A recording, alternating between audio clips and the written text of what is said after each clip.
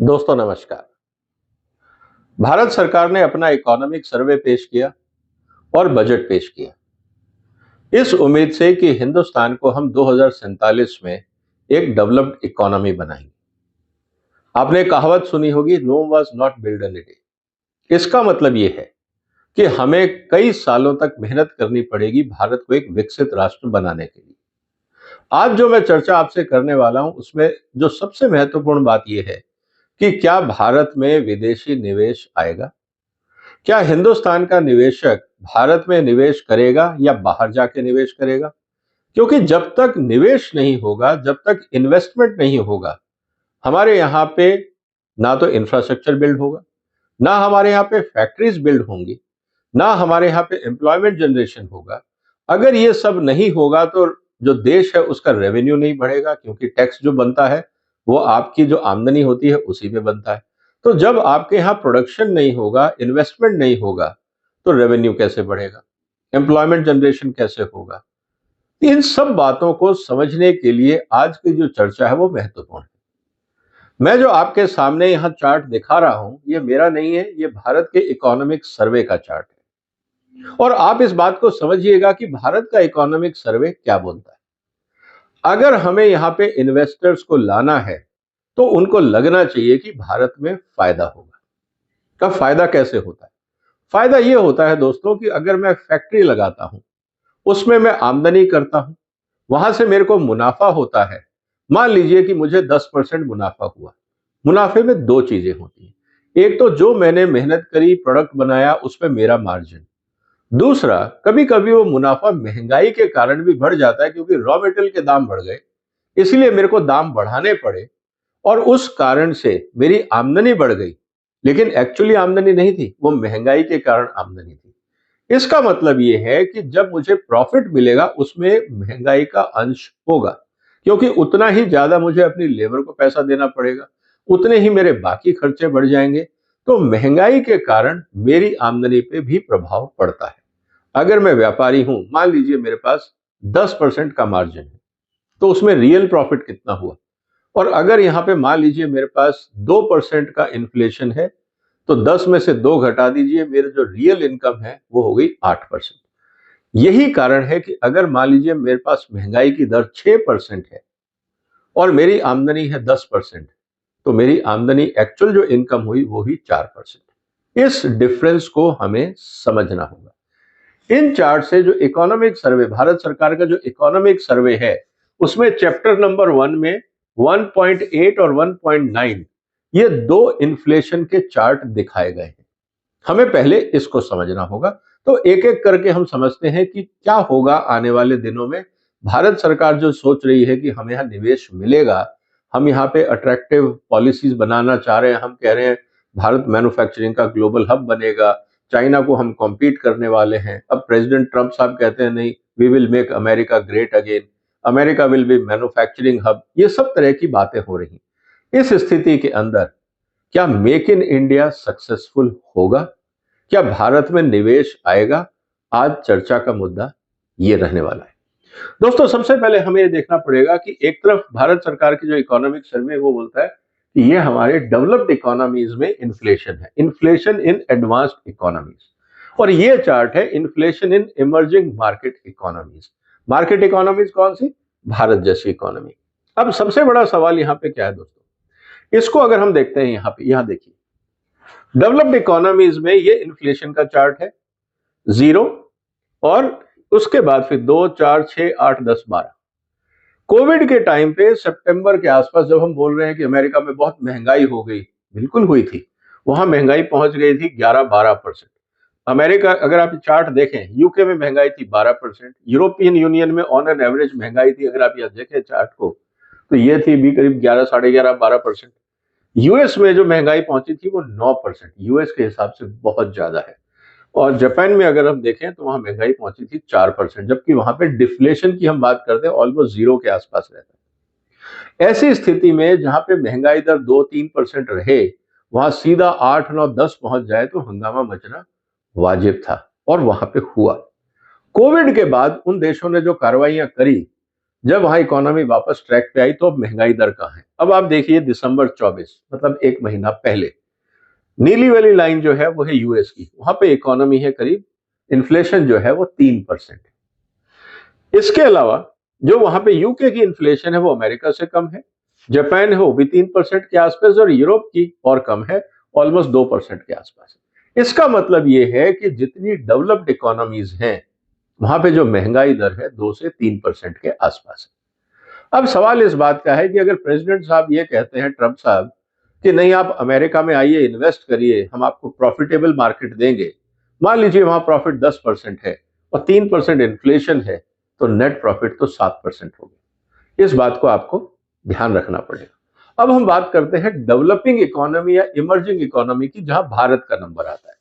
भारत को अगर आप देखें, कंपैरिजन किससे हुआ है? China, Indonesia, Mexico.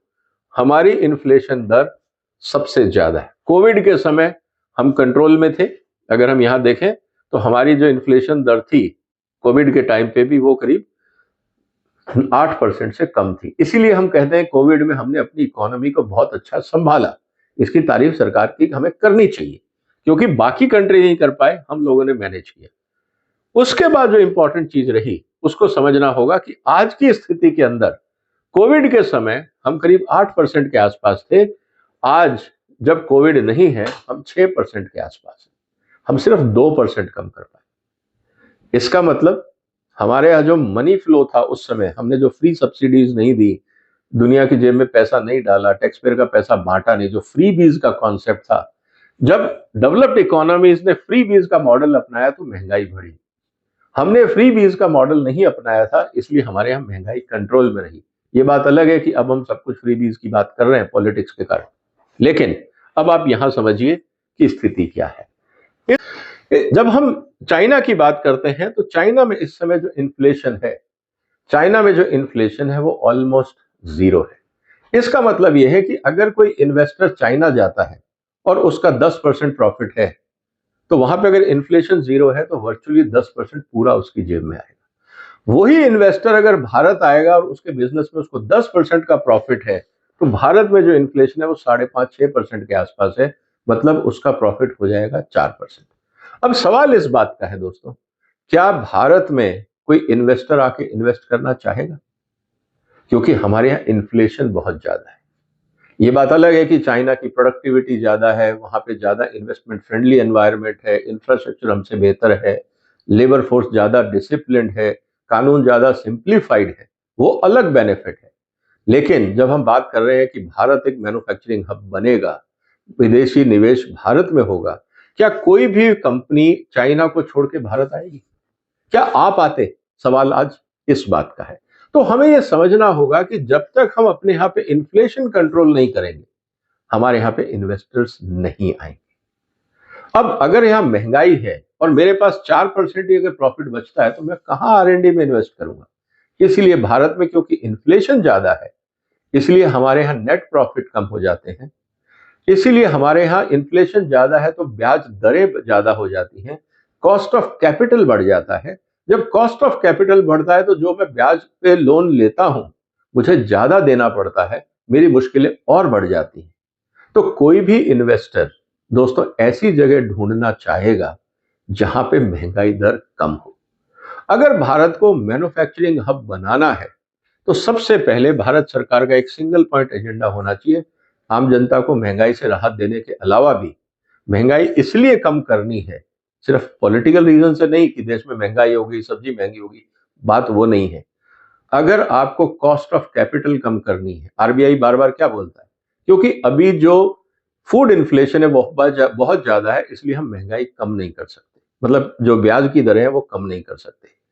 इसका मतलब ये है कि जब तक हम महंगाई कंट्रोल नहीं करेंगे, हमारे यहाँ ब्याज की दरें कम नहीं होंगी, हमारे यहाँ जो नेट प्रॉफिट है कॉर्पोरेट्स के लिए वो नहीं बढ़ेगा।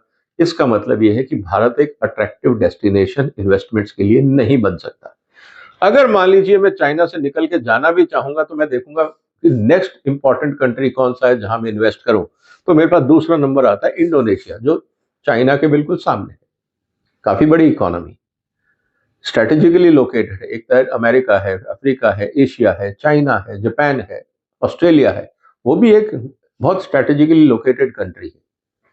वो चाइना से निकल के इंडोनेशिया नहीं जाएगा, वो भारत क्यों आएगा? मैं इंडोनेशिया में बना के भारत को एक्सपोर्ट कर सकता हूँ, ट्रेड कर सकता हूँ, जैसे चाइना से हो रहा है। अगर इंडोनेशिया मुझे पसंद नहीं है तो मेरे पास दूसरा डेस्टिनेशन है मैक्सिको, तो मैं मैक्सिको जा सकता हूं। तो कहने का मतलब है कि जो मेरे पास 3-4 कॉम्पिटिंग कंट्रीज हैं, डेवलप्ड इकोनॉमी से मैं कॉम्पीट कर पाऊंगा या नहीं? मेरे लिए सबसे बड़ा फायदा है कि मेरे यहाँ पॉपुलेशन है, तो मैं इन्वेस्ट हिंदुस्तान में करूंगा। लेकिन बाकी जब डेवलपिंग और इमर्जिंग इकोनॉमी की बात आती है तो मेरा कंपटीशन इन 4 बड़े भारतीयों से है। सवाल अब इस बात का है कि क्या भारत सरकार इन्फ्लेशन कंट्रोल कर पाएगी? अगर इन्फ्लेशन कंट्रोल करना है तो अब रास्ता क्या है, समस्या का समाधान क्या है? अब हम थोड़ी सी चर्चा इस पे करते हैं। समस्या क्यों है और हमारा कंपटीशन किन से है, वो मैंने आपके सामने भारत सरकार के आंकड़ों से ही आपको बता दिया। नहीं तो लोग अक्सर कहते हैं कि आप क्यों ऐसा बोल रहे हैं, भारत बहुत अच्छा कर रहा है। बिल्कुल अच्छा कर रहा है, लेकिन स्थिति ये है जो हमारे सामने है। सवाल अब इस बात का है कि कंट्रोल कैसे हो। उसके 2 ही तरीके हैं। एक तो हमारे यहाँ पे जो प्रोडक्टिविटी है, चाहे वो एग्रीकल्चर है या मैन पावर की है या फैक्ट्रीज की है, हमें ग्लोबल बेंचमार्किंग करनी होगी कि हमारे यहाँ पे 1 एकड़ में कितना उत्पादन होता है और बाकी देशों में कितना होता है। उसके जस्टिफिकेशन बहुत हो सकते हैं कि हमारे यहाँ छोटा किसान है, छोटा ये है, कैपिटल इन्वेस्टमेंट नहीं है, मशीनें नहीं है, टेक्नोलॉजी नहीं है। हम 50 बहाने दे सकते हैं, हम 50 कारण दे सकते हैं। सवाल एक ही है, क्या हमारी प्रोडक्टिविटी वर्ल्ड क्लास है? मैं एज ए व्यापारी, एज ए इन्वेस्टर तो यही देखूंगा ना, मुझे आपकी कंट्री में आके कमाना है। मैं आपके कंट्री में आके आपकी कहानियां नहीं सुनना चाहता। इस बात को आपको समझना होगा। तो सवाल इस बात का है कि क्या मैं वर्ल्ड क्लास प्रोडक्टिविटी दे सकता हूं? अगर मैं वर्ल्ड क्लास प्रोडक्टिविटी नहीं दे रहा हूं, इसका मतलब मेरा जो रॉ मटेरियल है और जो मेरा मैन पावर है, उससे मेरी कॉस्ट ऑफ प्रोडक्शन दुनिया में ज्यादा हो जाएगी। जब मेरी कॉस्ट ऑफ प्रोडक्शन दुनिया में ज्यादा हो जाएगी तो मैं किसको बेचूंगा? भारत में पर कैपिटा इनकम कम है, परचेजिंग पावर कम है, नंबर ज्यादा है, आबादी ज्यादा है, तो जो लो मार्जिन प्रोडक्ट है वो मेरे बिक जाएंगे, लेकिन हाई मार्जिन प्रोडक्ट के लिए मुझे दुनिया ढूंढनी पड़ेगी। और मैं ऐसी जगह में आके क्यों इन्वेस्ट करूं जहां में मेरी कॉस्ट ऑफ कैपिटल भी ज्यादा है बिकॉज ऑफ इन्फ्लेशन, और इन्फ्लेशन भी ज्यादा है मतलब मेरा कॉस्ट ऑफ प्रोडक्शन भी ज्यादा है, महंगाई भी ज्यादा है, और उस सब के बाद भी अगर जो मैंने मुनाफा कमाया उसका नेट गेन भी मेरे को कम मिलता है, और उसके बाद उस पर मेरा टैक्स भी लगता है। ये सब बातें एक जो विदेशी निवेशक है सोचता है। तो दोस्तों, ये बात तो हमें क्लियर होनी चाहिए कि जब तक हिंदुस्तान में इन्फ्लेशन कम नहीं होगा, मैं नहीं कहता चाइना की तरफ 0 कर लेंगे, लेकिन अगर हम डेवलप्ड इकोनॉमी की तरह 3 या 4% भी अगर हम कर लें, अगर अमेरिका मेक इन अमेरिका को लेके प्रमोट कर रहा है और वहां पे आज इन्फ्लेशन 3% के आसपास है, अगर हम 4 भी कर लें तो मुझे लगता है ये एक सहूलियत होगी। क्या हम कर पाएंगे? क्या हमारे यहाँ पे हम एग्रीकल्चर प्रोडक्टिविटी बढ़ा पाएंगे? हमारे यहाँ इंफ्रास्ट्रक्चर हम बढ़ा पाएंगे? क्या हमारे यहाँ पे हम ब्यूरोक्रेसी को कंट्रोल कर पाएंगे? क्या इंस्पेक्टर राज को हम कम कर पाएंगे? क्या हम जो रिसर्च पे पैसा लगाते हैं, भारत सरकार के इस बजट में करीब 50,000 करोड़ रुपए रिसर्च पे हम लगा रहे हैं, क्या वो रिसर्च हमें वर्ल्ड क्लास प्रोडक्ट दे पाएंगे? आज मुद्दा इस बात का है। इसीलिए हमें यह समझना होगा कि अगर भारत को विकसित देश बनाना है तो एक सबसे बड़ा मुद्दा है महंगाई कंट्रोल। आपको क्या लगता है दोस्तों? आपके पास भी सुझाव होंगे कि भारत महंगाई पे कैसे काबू पा सकता है। आप अलग अलग क्षेत्रों में काम करते होंगे, आप अपने विचार इस कमेंट बॉक्स में डालिए। हो सकता है कि सरकार के कुछ नुमाइंदे, कुछ अधिकारी शायद गलती से आपके विचारों को अपना लें और देश का भला हो जाए, क्योंकि जो ट्रैक रिकॉर्ड हमें दिख रहा है वहां पे प्रॉब्लम यह है कि हम इन्फ्लेशन कम नहीं कर पा रहे। कई कारण हैं, सिस्टमिक कारण हैं, पॉलिटिकल कारण हैं, और बहुत सारे मुद्दे हैं।